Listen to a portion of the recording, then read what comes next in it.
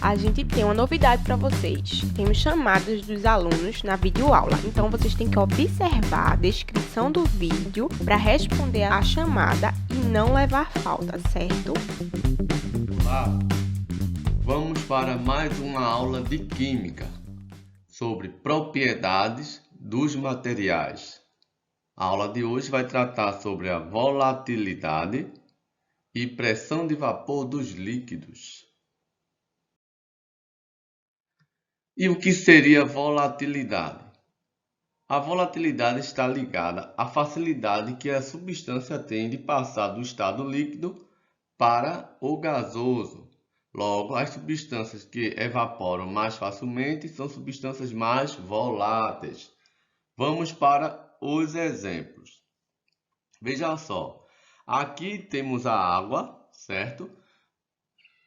Pouca parte da água está nesse estado de vapor. Significa dizer que a água tem dificuldade de passar do estado líquido para o estado de vapor.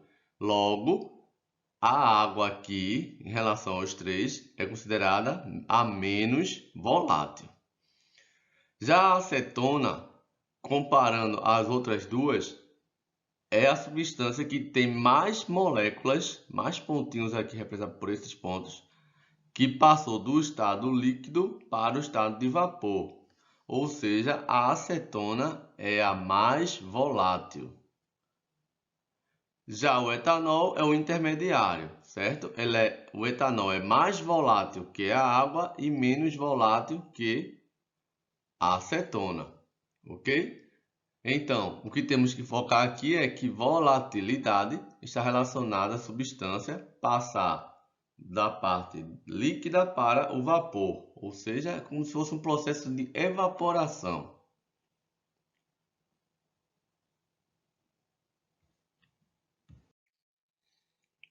Vamos ver agora esta tabela de volatilidade dos líquidos.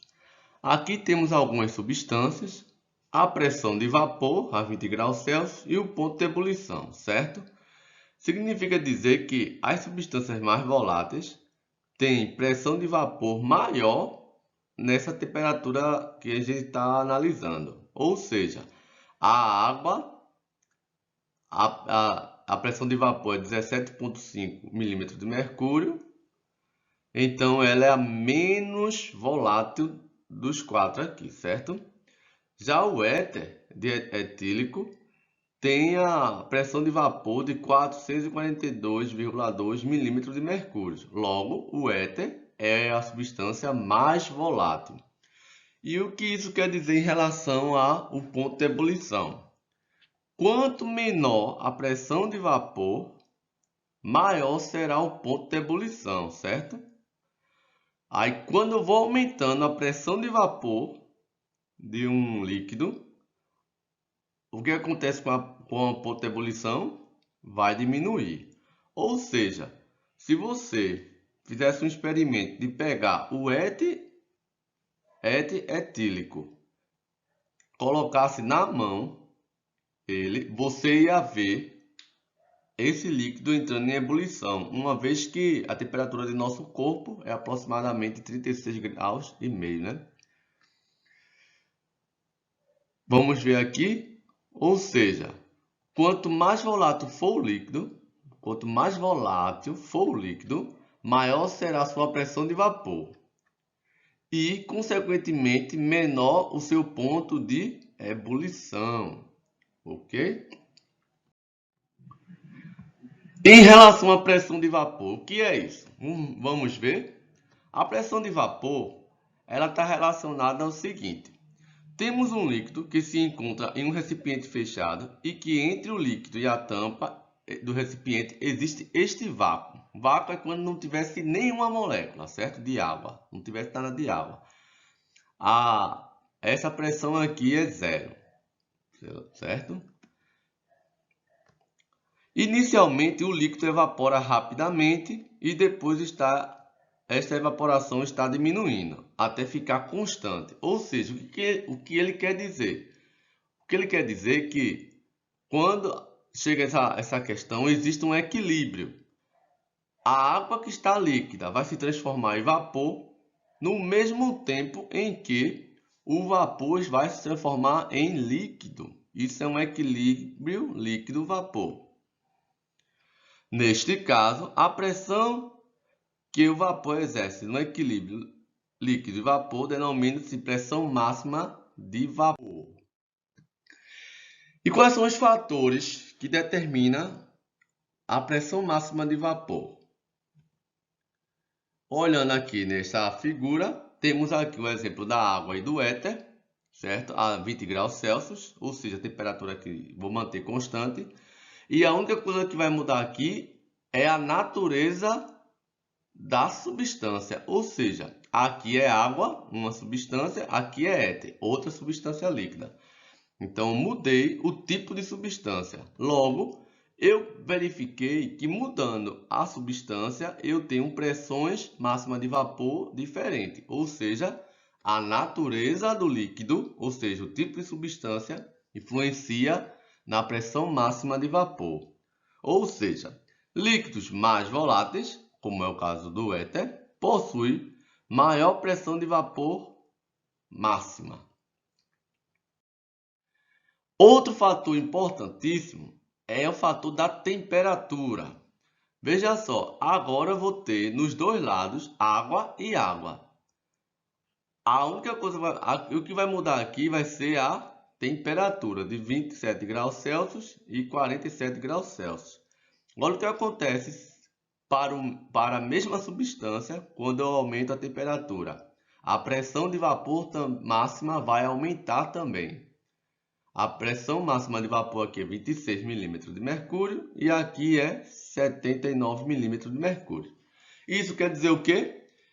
Que a pressão máxima de vapor depende do tipo de substância, ou seja, a natureza do líquido, e da temperatura.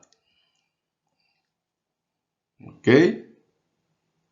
Como diz aqui, com a formação dos vapores, é um fenômeno endotérmico, ou seja, que absorve a temperatura, que absorve calor, melhor dizendo. Um aumento de temperatura favorece a sua formação, aumentando assim a pressão máxima de vapor.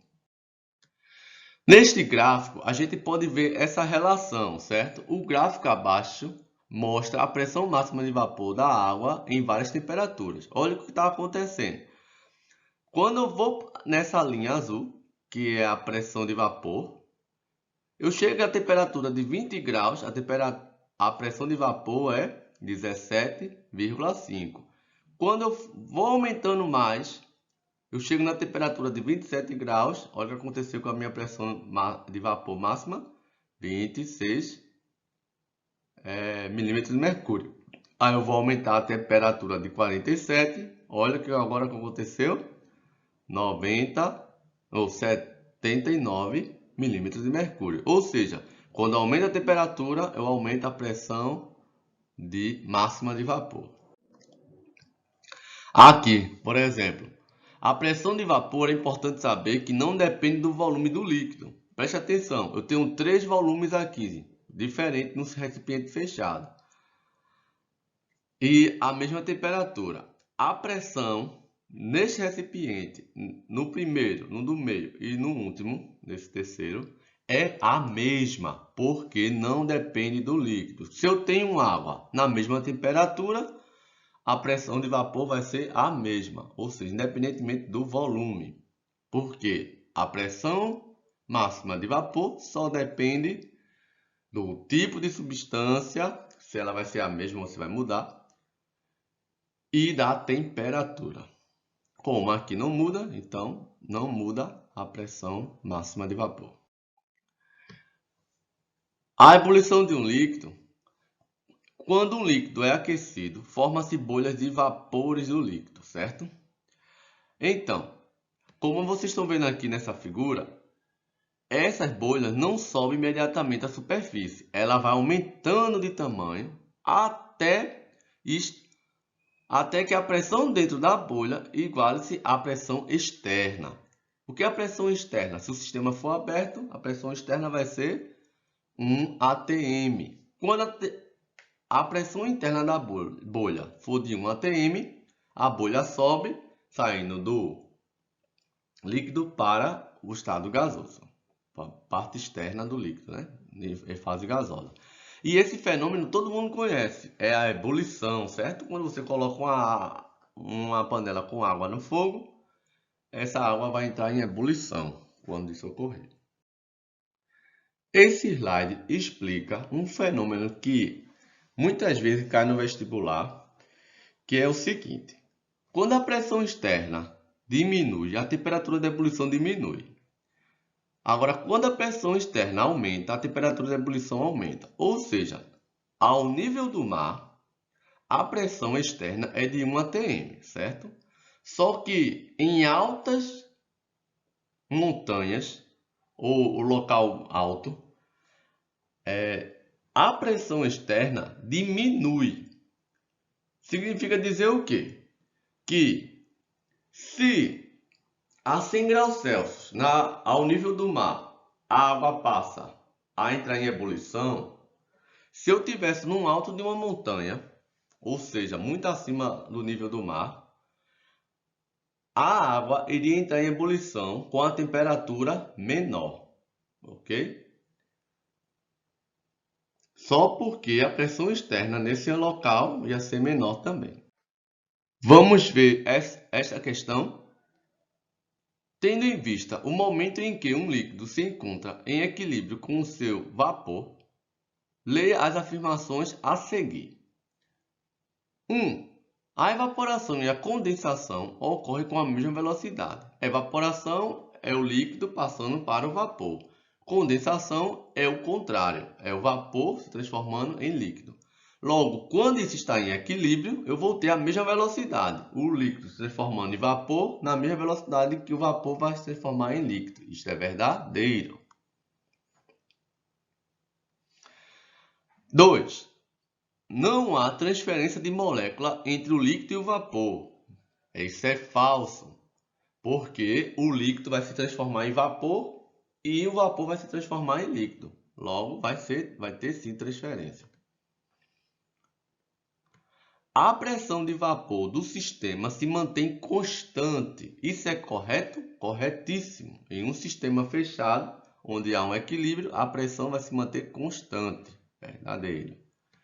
A concentração do vapor depende do tempo. Não. A concentração de vapor, como a pressão de vapor, vai depender apenas da natureza do líquido e da temperatura. Então, a resposta aí é a letra A. Segunda questão. A pressão de vapor de um líquido puro depende apenas da estrutura de suas moléculas? Não. Apenas da massa específica do líquido? Nada a ver. Apenas da temperatura do líquido? Sim, mas não só apenas isso. Da natureza do líquido, ou seja, o tipo de substância, né? E da temperatura? Perfeitamente. A resposta, letra D. Até a próxima aula e boa atividade. Nós da EREM José de Lima Júnior temos preparado aulas exclusivas para você. É super importante que você assista às aulas e faça as atividades.